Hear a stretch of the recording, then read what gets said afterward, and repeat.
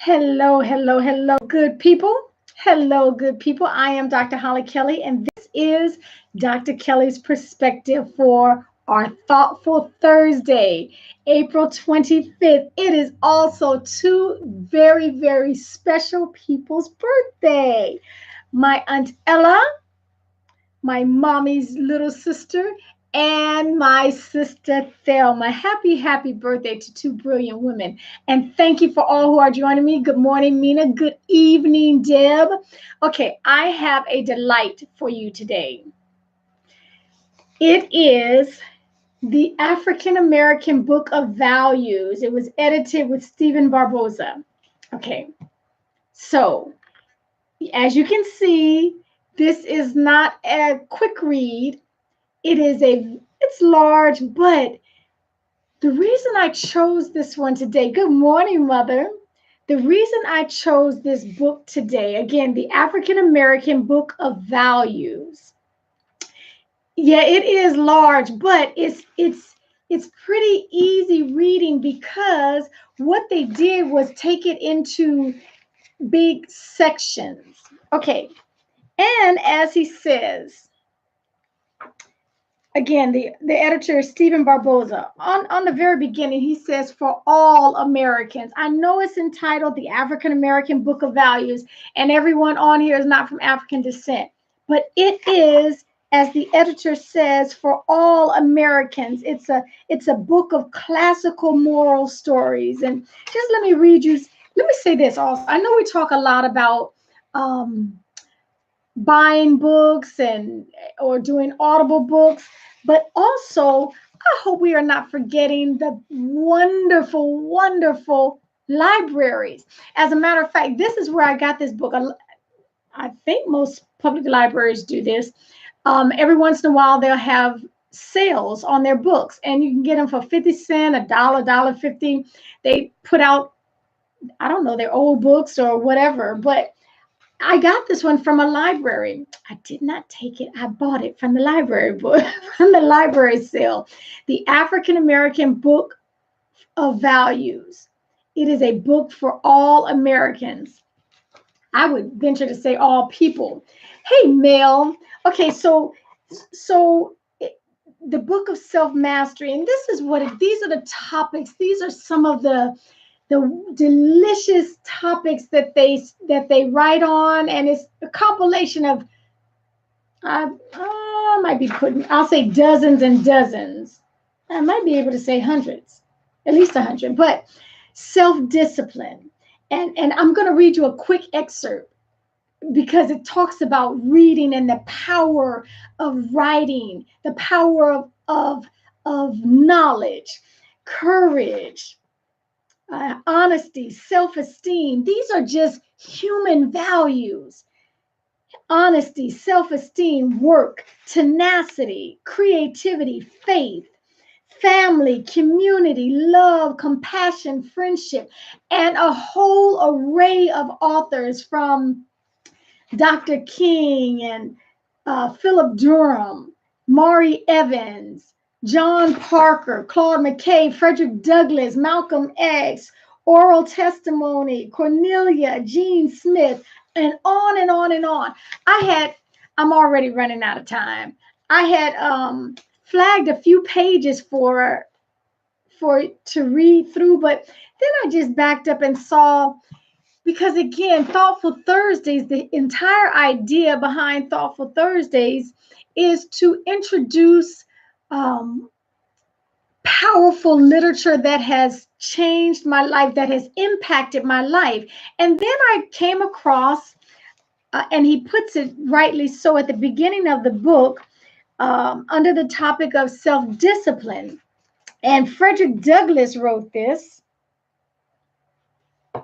Frederick Douglass wrote this. He was born in 1818 in Maryland, and born a slave, rose to tremendous prominence world over. But he writes this short excerpt that I'm going to read about the power of knowledge and learning to read. So his master's wife, his mistress, had taught him to start learning his alphabet. And she was teaching him. And then the master found out and he canked that very quickly because he said, please indulge me. I just find this so absolutely fascinating. I love rich language. I love rich language because it grows who you are. It makes you better. So, for those who are interested, again, the African American Book of Values, edited by Stephen Barboza, Barboza. But this one portion, his Master Hughes, had said, if you learn him now to read, he'll want to know how to write. At this accomplished, he'll be running away with himself. So listen, that was Frederick Douglass quoting his master. But just listen to the rich language that he uses, and it prompts me to be, as Don Miguel Ruiz would say, be impeccable with my speech. So Frederick Douglass says, such was the tenor of Master Hughes' oracular exposition of the true philosophy of training a human chattel, and it must be confessed that he was very clearly comprehended the nature and the requirements of the relation of master and slave. His discourse was the first decidedly anti-slavery lecture to which it had been my lot to listen. He goes on to say, his iron sentences, cold and harsh, sunk deep into my heart and stirred up not only my feelings, oh, I lost my slide. Stirred up not only my feelings into a sort of rebellion, but awakened within me a slumbering train of vital thought. It was a new and special revelation, dispelling a painful mystery against which my youthful understanding had struggled, and struggled in vain, to wit, the white man's power to perpetuate the enslavement of the black man. Very well, thought I, knowledge unfits a child to be a slave. Listen to that, because those words are true today. In 2019, knowledge unfits a child to be a slave. If any person has knowledge and thirsts after and goes after knowledge, she becomes unfit to be held in bondage by anything or by anyone. That's my little exposition of Frederick Douglass, as if he needs any help. But he says, knowledge unfits a child to be a slave. I instinctively assented to the proposition, and from that moment, I understood the direct pathway from slavery to freedom. Is that wonderful or what? I think so often because I love teachers. I love good educators. And when an educator, when a parent, when a coach can entice a child to go from a place of bondage, scrap child, a person.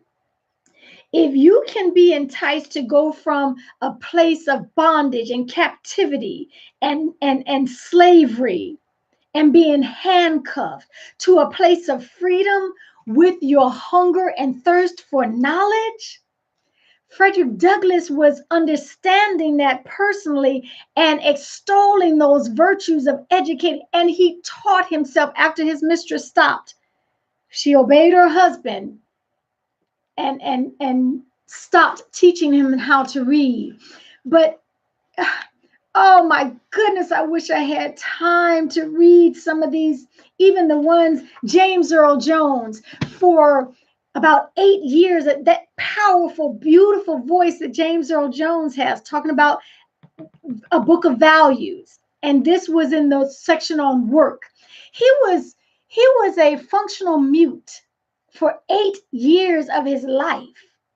And when he wrote his first poem, his teacher said to him, this is so good. Did you actually write this or did you plagiarize it? And that insulted his sense of integrity so much that when the teacher challenged him to read it, so that then I'll be able to know if this is your writing or if you plagiarized it. It loosed his voice, and we're the benefactors of that phenomenal voice of James Earl Jones. But I didn't know that story about him. Anyway, he talks about how instead of sports, he delved into oration and debate and speech, and everything he could get his hands on, he read, and he read aloud, and just talking about the power of work. Anyway, this was my choice for Thoughtful Thursday, the African American Book of Values. Don't trip and get crazy because it starts out with the African American and you're not of that persuasion. It is a book for all humanity. It is a book of values. Those topics that I read to you transcend race. Okay, tenacity, family, community, compassion, responsibility, respect, loyalty, survival, humor. Okay, so if you can find this in a library, it is so, so worth your read just to peruse through it. Okay, that is my choice for this Thoughtful Thursday, to breathe a fresh air back into us as humanity. Values. Very quickly, and I waited to the last minute, I'll put out a quick blurb. Tomorrow, do not expect me at my normal time, 7 a.m. Eastern, 4 a.m. Pacific. I am traveling, and the special perspective that I have for you will come afternoon East Coast time, but I'll put it out there. But it is going to be fun, fun, fun tomorrow. Until next time, take real good care of yourself and make it a thoughtful Thursday.